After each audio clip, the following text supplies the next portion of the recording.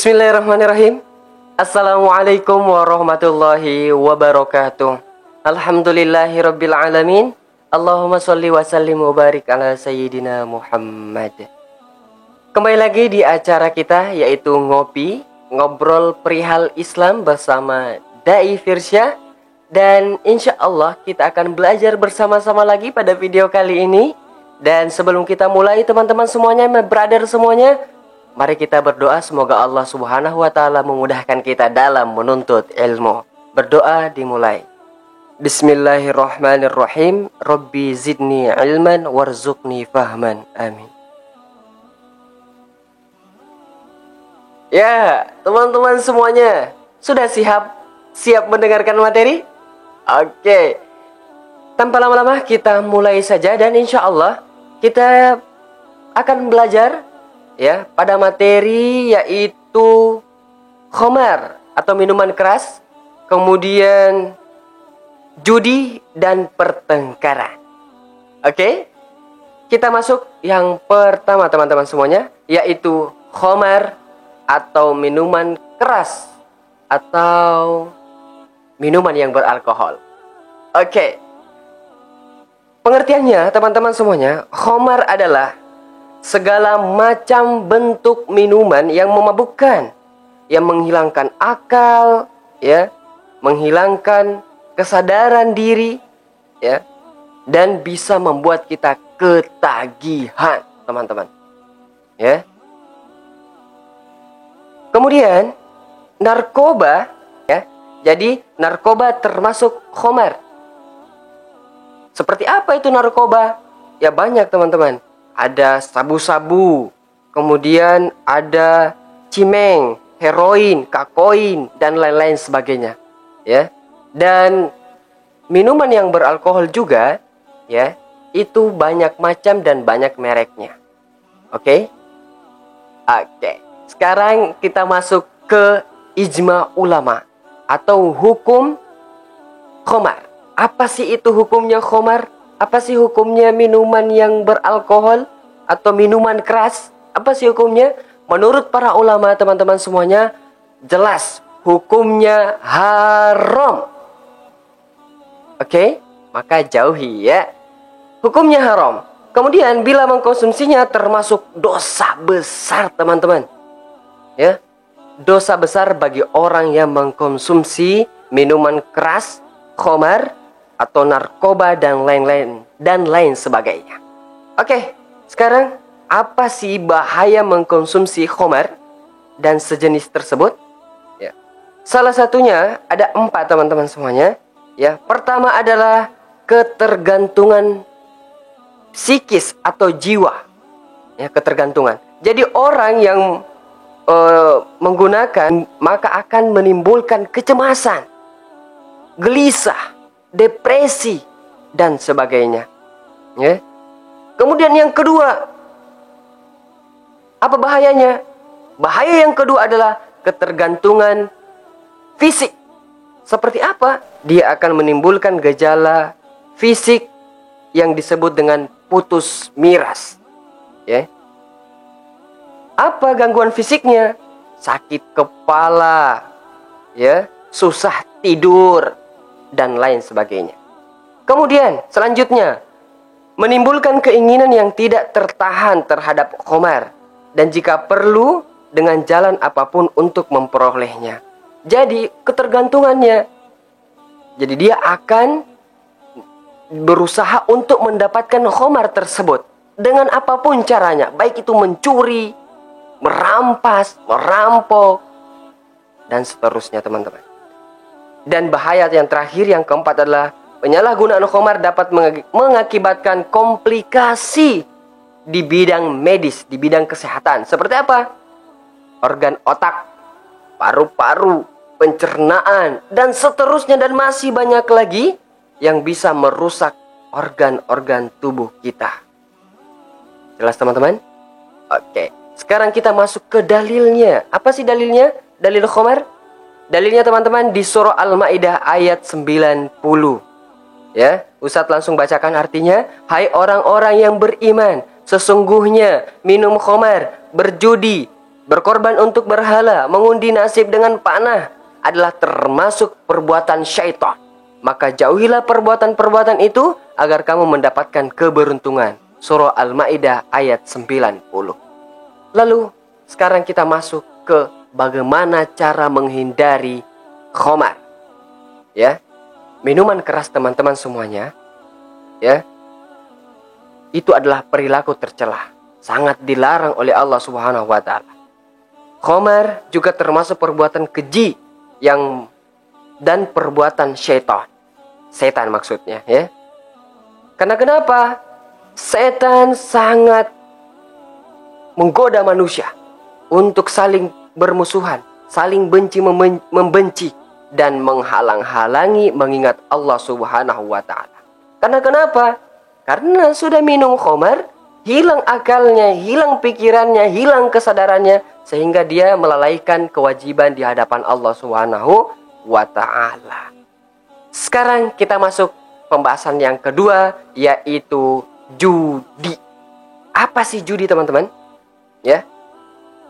Judi adalah sebagai suatu kegiatan pertaruhan untuk memperoleh keuntungan dari hasil suatu pertandingan, ya. Atau bisa juga judi itu adalah permainan, ya, yang beruntung akan mendapatkan hadiah, kemudian yang kalah akan mendapatkan kerugian. Yang menang untung, yang kalah rugi. Oke, jelas? Itulah judi. Judi, ya, di dalam judi itu ada 3, teman-teman. Pertama, materi. Contoh uang, ya, pasti ada materinya. Kemudian kedua, ada sistem permainannya. Seperti apa permainan tersebut? Apakah pakai dadu? Apakah panahan mungkin? Atau pakai apa ya? Cabut-cabutan, pakai kartu dan seterusnya. Itu pasti. Dalam judi itu ada materi, ada sistem permainan. Kemudian yang terakhir, ada pihak yang diuntungkan dan ada pihak yang dirugikan. Itu pasti. Maka itu jelas judi. Oke, teman-teman? Jelas? Oke. Sekarang kita masuk, ya. Hukumnya. Hukumnya jelas haram. Haram. Ya. Kemudian mudorotnya juga lebih besar. Apa mudorot, ya? Kerugiannya. Dampak kerugiannya sangat besar daripada keuntungannya. Oke, sekarang bahayanya dari berjudi bagi kehidupan pribadi dan sosial ada 3, 4 lah, ya. Oke, pertama adalah merugikan ekonomi. Karena tidak pasti apakah pada saat kita main akan menang terus atau kalah terus. Karena orang pasti mau menang, kan? Jadi jelas, ya, merugikan ekonomi. Kemudian kedua, menimbulkan kemarahan dan permusuhan antar sesama. Jadi jelas kalau orang kalah, ada rasa kesal, ada rasa marah. Maka kalau marah muncul bisa timbul perkelahian, timbul pertengkaran, saling benci dan seterusnya. Kemudian yang ketiga adalah menyebabkan kelalaian melaksanakan kewajiban terhadap diri, orang lain, kepada Allah Subhanahu wa taala. Lupa sholat, lupa ngaji karena main terus kerjanya. Ya. Kemudian, ya, menjerumuskan kita ke dalam api neraka. Kenapa? Karena jauh dari perintah Allah. Jelas, teman-teman? Oke. Sekarang kita masuk ke dalilnya. Dalilnya, teman-teman, di surah Al-Baqarah ayat 219. Atau juga bisa dicari di hadis riwayat Muslim. Hadis riwayat Muslim. Ustadz bacakan hadisnya, yang artinya adalah dari Sulaiman bin Buraidah, dari bapaknya, bahwa Rasulullah SAW bersabda, barang siapa yang bermain dadu atau judi, maka seakan-akan dia telah membenamkan tangannya ke dalam daging babi. Nauzubillahi min zalik. Jelas? Oke. Sekarang bagaimana cara menghindarinya? Teman-teman, cara menghindari judi adalah jelas, cari teman yang baik, ya. Cari teman bergaul yang baik. Kemudian senantiasa beramar ma'ruf nahi mungkar, berbuat baik, di setiap saat, ya. Kemudian berusaha mencari rezeki yang halal, karena ini judi ini perbuatan haram, ya. Kemudian menyadari akan akibat dan bahaya yang ditimbulkan bagi orang yang berjudi. Kemudian keempat adalah jujur, itu yang utama. Sekarang kita masuk ke materi kita yang ketiga. Pembahasan yang ketiga adalah pertengkaran. Pernah lihat pertengkaran? Jelas. Pernah lihat mungkin ya, di TV dan seterusnya, ya. Pertengkaran adalah percekcokan atau perdebatan. Kapan mulainya ada pertengkaran? Mulai berawal pertengkaran itu karena dari perselisihan kecil, ego, keangkuhan, dan seterusnya. Dan bagi orang yang suka bertengkar, sulit menerima kebenaran dan tidak mau mengakui kesalahan. Itu jelas tuh.